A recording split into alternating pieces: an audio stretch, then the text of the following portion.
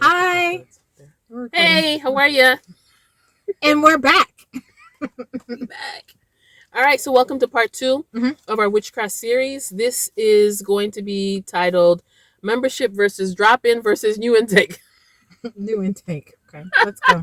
So, all right, let me describe it. This Mhm. kind of came to me this way, so I hope, sometimes I be thinking of like, um, Gym just, stuff. well, a lot, funny thing, a lot of them ends up being gym related, but just trying to come up with examples that can hopefully make some of this stuff a little bit more understandable. Mhm. So this is what I came up with. There, like when you go to a gym, let's just say Gold's Gym, right? And so you can typically become a member, which is allows you to use the gym whenever you want to. You have access to it, Mhm. or you can stop by occasionally and take a class whenever you wanted, and I guess you can call that drop in, right? Mhm. And then, so basically, the practice of witchcraft is like this. I kind of see it in that way. So Okay. first up, we're gonna talk about membership. The first option 1, membership. So membership, when it comes to witchcraft, you now are someone who's a member is a full blown out witch. Mhm. Okay. Now this is your religion, and for me, I'm seeing this as a lot of people who are from Spanish speaking Caribbean countries. Y'all not gonna like me. Anyways, It's all right. specifically Specifically, Puerto Ricans, Cubans, Dominicans, and Haitians. Now I know Haitians, are French speaking, but I just had to add them in there. And so these are folks that are practicing Santeria Plus, and I say Santeria Plus because there's different names for it. Candomblé, there's different things, and apparently, there's different gradations or Mhm. the spectrum. Mhm. But I know I'm aware of Santeria, and it's I remember even from I don't know how I learned this in one class in college. Santeria is like do they call it is it syncretic? Is that the I don't word? know. When I hope I'm using it to the right way, but basically it's a blending of African religion plus Oh, it is. Catholicism. Oh. Right. So there are aspects of it that are kind of like mixed up. And I think this is why a lot of times, I'm just going to say it, a Say lot of it. times when I'm around people, or when I think that when people are Catholic, to me, and especially if they're Catholic and ethnic, meaning you are a brown person, you're a Catholic brown person Mhm. From somewhere outside the United States. from somewhere outside of the United States. And in this particular situation, Yes. we're talking about the Caribbean. Yes. I think a lot of those people, their faith is a little different. I think it's easy for them to practice witchcraft because it's culturally there's a mixing. People are lighting candles for things. They're saying all this rosary stuff. First of all, I don't want to go into Catholicism because I already have my own thoughts about Catholicism. But from my interpretation, or my I don't want to say interpretation, what I've Understanding. seen, what I've seen Mhm.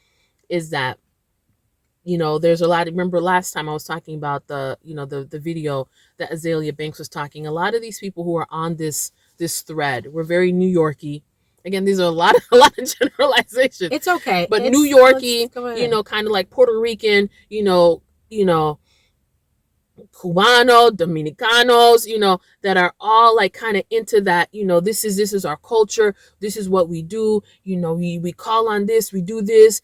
I think Because they made it about culture, it's and entwined in they the made it culture. about pride in their home country. Right. And you're going to is it Botanica or whatever, The bodegas. the bodega, whatever, the corner store where you can get Mhm. all of these candles and all sorts of weird Y'all know those things. candles.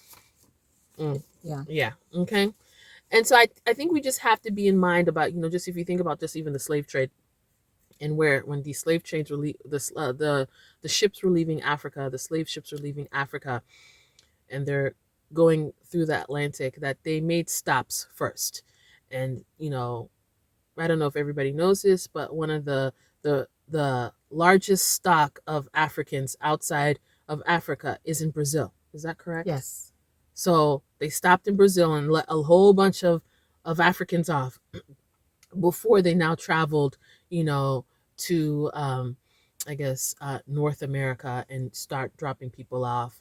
Well, in Well, the the Caribbean Caribbean. The first, and then Caribbean. went Yeah. to North America and South Carolina, Haiti, and Jamaica. stopped, Yeah. dropped people off there Mhm. eventually.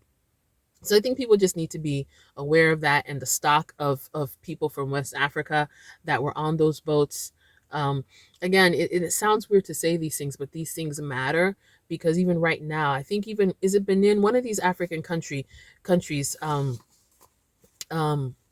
voodoo or witchcraft is like a legitimate, recognized religion.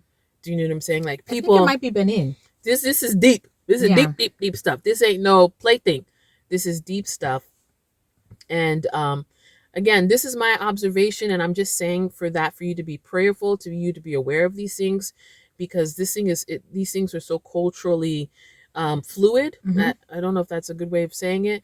And people are involved in the craft, and you wouldn't know, because these things are secret. These are not things that people typically go and they say, hey, they're not like these Wicca people. I feel like these Wicca people are quick to say, oh yeah, you'll see the bumper sticker, I ride my broom, I do this. I think some of these other people, because you're so deep in it, it's a secret.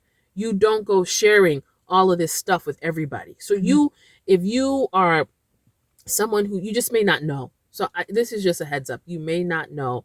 Even if you are part of the culture, you may not know how to distinguish it, because you've probably been raised with this being a cultural thing. Mm-hmm. Like, oh, we always do X, Y, and Z, or we and you think always it's normal. turn the rosary on this, like we Right. always, whatever it is, Mhm. and you think that that's just part of our cultural traditions, and this is what makes us, Cubano or whatever,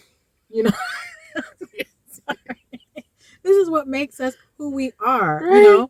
and not realizing, and not being curious or a spiritual investigator to ask, well, but why?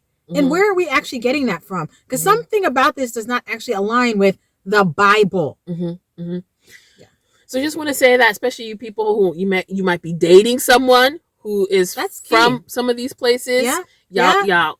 If you're dating, if you're still at that dating stage, y'all better listen. Please. You better start asking questions. Stop messing around before you get tied up to stuff that you don't know. You don't know that people are still doing rosaries and doing all sorts of rituals that are going to be anti your home. Yeah, because then you've got a covenant there. You can't break that. All right, so option one was people who are members and who are practicing witchcraft as a religion. And specifically, I've seen in my or my observation, it's people from Spanish-speaking Caribbean and Haitians. This is people do this. Okay, it's a religion, Santeria plus, because there's other things that are involved in that, and there's the whole thing. They call it different things, and they're practiced in different ways. Option two, I'm gonna call it the drop-in. Okay, so option two is a drop-in. Now these are people that drop in and seek guidance from the witch doctors, the sangomas, the obiyas, the wagangas, whatever you want to call them, as needed. They drop in when they need to. Okay, I'm going for a job interview. Let me drop in right quick. Now, such folks, I think I would classify them. They'll be on church on Sundays. They're just living normal. They'll go to church every lives, Sunday, right? Yeah, but they'll just drop in because they're dabblers. These are also, I guess you can also call them dabblers. And Africans, when I need a little extra something, yeah. Africans, in my opinion, tend to be dabblers. Yeah, they're drop-ins. The average African will fall into that. They're drop-ins. Yeah. And then also I would say that maybe even some people from the Caribbean and English-speaking Caribbean, like Jamaicans, might also be dabblers. And again, I'm not saying this is all like fixed. Obviously, you might have some anomalies or something in there. These are just observations that I've made, because also observations. Yeah. Right. Also from our experience. From our experiences. Yeah. And also what I know, and as someone as African, and just our heritage, is that we won't tend to. And our heritage, meaning our parents are Kenyan. Yeah, and East African. Because so that also African is, that makes a difference. Because depending on where you're from, things are different. But we won't people won't typically say, like, this is not a religion. A religion is you're either Christian, maybe you're Catholic, you're Protestant, you're Catholic, or you're Muslim or something like that. And you see what I'm saying? Like, people are gonna pick. There's no such thing, at least I don't want to say there's no such things. Hardly most people are part of a major religious group. Like if we're thinking about like Kenya. Yes. Yeah, And because we can talk about what we know. And close and the East surrounding Africa. areas. Yeah. People yeah, pick. yeah, yeah. And it's, And I would say even to an extent, even like Zambia, Okay. And so that's kind of central southern Africa. Zambia is an African nation. Sorry, is a Christian nation. Right. So my point officially. So people would do that, you know what I'm saying? But then they'll still go to this to the witch doctor as needed to get help. Yes. I'm only saying this to stress that we won't be practicing witchcraft as a religion. Whereas there's some groups, like the groups I aforementioned, that are actually practicing, this is their religion. They actually they have the things, they're dancing, the drumming, and the chicken sacrifice and the rum. They're doing on a regular, this is their religion. This is what they do. Yeah. Okay? So I just want to put that out there. We're not necessarily just picking on people. I'm just saying this is what I've recognized, and these are actually significant differences. Okay. Option 3 are the drop-ins that are interested in becoming members. Now, going back to the whole gym analogy. So let's say normally you sign up, for the free week pass, or, you have a free drop-ins, and then, that's me. Yeah, some of us, we just sign up for the free thing and then we're done, right? Done, finished. We ain't signed up. The person's trying to talk us. We're like, no. And then some people are like, well, actually, let me hear more, right? So now your point person at the gym is that person now who's the brujeria. I don't know what you would call them, but that's your point person now who's trying to pull you in or bring you in. Maybe you've shared that, okay, maybe this membership thing kind of seems interesting. Like, I think I can gain something out of it. And so they now are your guide. Okay. And so I bring that up because it seems like this has been all over the news. Maybe not all over it, but there's been some news around how Black women are now turning to witchcraft, and how they're leaving the church in droves and going to witchcraft.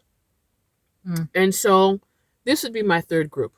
It's Black women. Oh, there's probably other people, but just Black women, who are now turning to witchcraft, or you know what I'm saying? And it's very disappointing that somehow we'll probably insert some clips from there was a Vice special. I was raised in the church. I was a worship leader. I'm like singing all over the place and touring over here and crying out to God. How many times have I prayed to Jesus to show up for things that were actually needed, and he didn't show up? Melissa Whetstone grew up as a preacher's kid, but 12 years ago, she left the church. She says the community felt toxic, and she didn't feel a personal connection to Jesus. Hi, how are you? I need the frankincense and myrrh. I see is here. She eventually discovered Lukumi, a religion that was brought to Cuba by enslaved West Africans. It's just a beautiful thing to be a part of. It's a beautiful community spirit. You're learning and growing with other people, so I really love it. Black folks have left the church in higher numbers over the last decade than ever before, and younger generations are even less likely to affiliate with the church. But many young people are still seeking spirituality, and some are reviving traditions from Africa and the Caribbean through practices that connect them with their ancestors. This is my boveda, or my altar. A few glasses of water. And that's just for my specific ancestors who watch and look over me. I have liquor that my uncle likes, gotta make sure. Growing numbers of African American women in Maryland and across the nation are leaving traditional church worship. All of them are in search of something else, a spiritual belief that connects them to their ancestors and where they can feel more empowered to control their own well-being. They have found it in ancient forms of spiritual contact. Some call it witchcraft, a term they accept and embrace. Are you in fact witches? Whatever the situation calls for. So if you come to me with pleasantries, you being respectful, you'll get Glinda, the good witch of the suburbs. But if you come at me with negativity and meanness and disrespect, then you'll get Eveline. Your worst. Though most of them grew up in the church. I was raised Christian, all Christians in my family. In fact, my grandfather was a preacher in the South. I also grew up Christian. I grew up Anglican in the Episcopal Church. The older I got, the more disconnect I felt. I was raised Baptist. My father is a deacon, my mom a deaconess. I was in church all the time. These women are part of a sect, Ile Ola Afefe Osa Meji, spiritual temple. They worship and offer prayers to Oshun, a predominant deity. Yes, there are witches among us. This is something that our ancestors did, and all we're doing is tapping back into it so that we can become our best selves, individually and collectively. My family and I, we are from the Dominican Republic. Voodoo, it was just always part of my family. That's the thing with voodoo. If it's in your family and it hasn't been so far removed through generations, it'll still show up in some shape or form. Voodoo comes from West Africa. My lineage of voodoo is Haitian voodoo. It's a voodoo that was brought from Africa to the island of Haiti, and it became its own thing. Voodoo is family, voodoo is roots, voodoo is food, it's music, voodoo is prayer, it's song, dance, voodoo is worship, it's nature, it's knowing that everything around you is connected to you. In voodoo, we call the priestess a mambo and the priest a wongan. So a voodoo priestess is chosen by her family to take on that prestigious role. I didn't have any plans to turn my spiritual practice into a business. It was such a private thing for me. My husband and I do spiritual consultations, and the spiritual consultations are very different than any kind of reading, divination that you've ever done, because you're directly speaking to a spirit.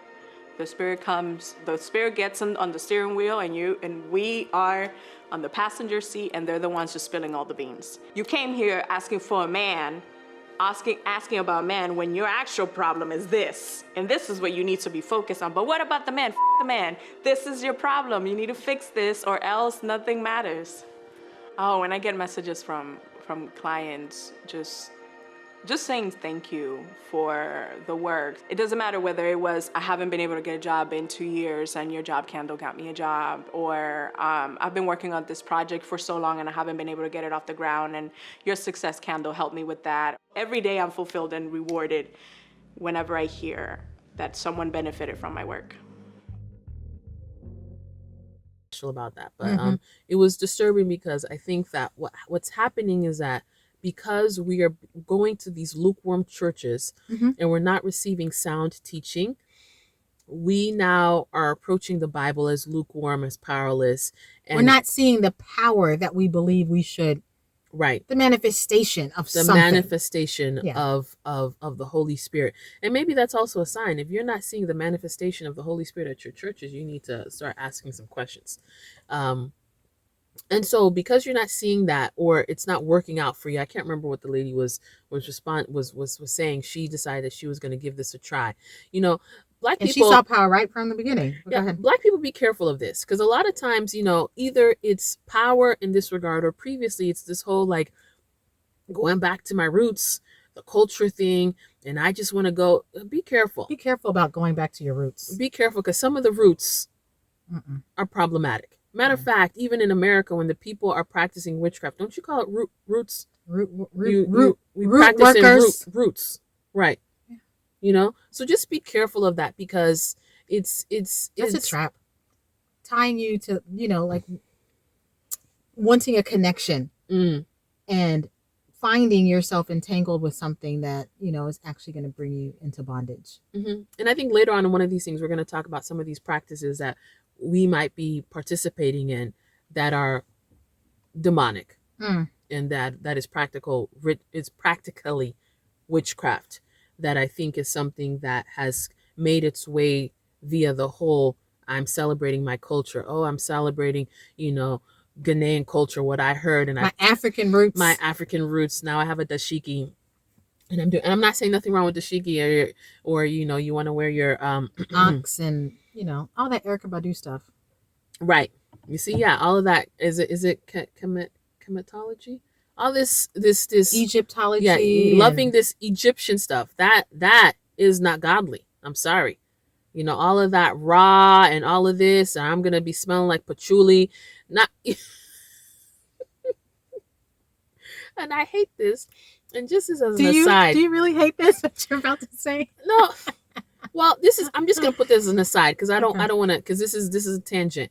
It's really disappointing that a lot of the natural world has been taken over by witches and by people who are occult people or new agers. They've completely hijacked it. Because there's nothing wrong with patchouli. I mean, at the end of the day, God says that he's given us plants for medicine or something like that. You know, maybe patchouli is not healing, or maybe it is, but I'm pretty sure you can probably use lavender oil if you're stressed, or some of these things. And I am a person who actually likes a lot of natural healing. I like herbs, like you can drink burdock root. Or all the essential oils that are now kind of... You can do all of these things, and I think it's completely fine, but I hate it because now this world has been kind of overtaken by these agents of darkness. So now even I don't even want to be associated with it. Do you know what I'm saying? Like, fun story. We were in Zambia and we'd gone to the lake, and on our way back, there were a lot of men who were selling rocks. And I guess they'd gone and they'd actually mined them. And there we got a lot of amethyst, and they were so beautiful, like just amethyst from the earth. And I was like, oh, this is great. And my kids, bought a lot of it because they, they're fascinated with everything sciencey. And I just felt bad about it. There's a part of me that I didn't even want to have a lot of it on like display, because I don't want someone to think I'm practicing crystals, or I'm into that kind of stuff. I'm into crystal life, where there's nothing wrong with it, but I just didn't want to give off the vibe that, oh, why she got these stones, these rose quartz. Where she got these rocks from? And I feel bad too, because I actually, when I worked, I did a job in Namibia and got rose quartz while I was there, and I had it for a few years, and then I eventually just had to just chuck it. Right. Just because of the same feeling. It's just the same feeling, like you don't want people to think that, wait a minute, why I walked in there, she got all it wasn't rocks. even about me thinking that somebody was going to think that. It was me feeling like there's this association.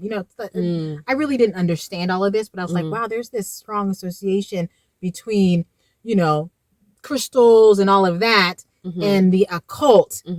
I just need to separate myself from this. Right. Right. And so again, I I'm very mindful of that.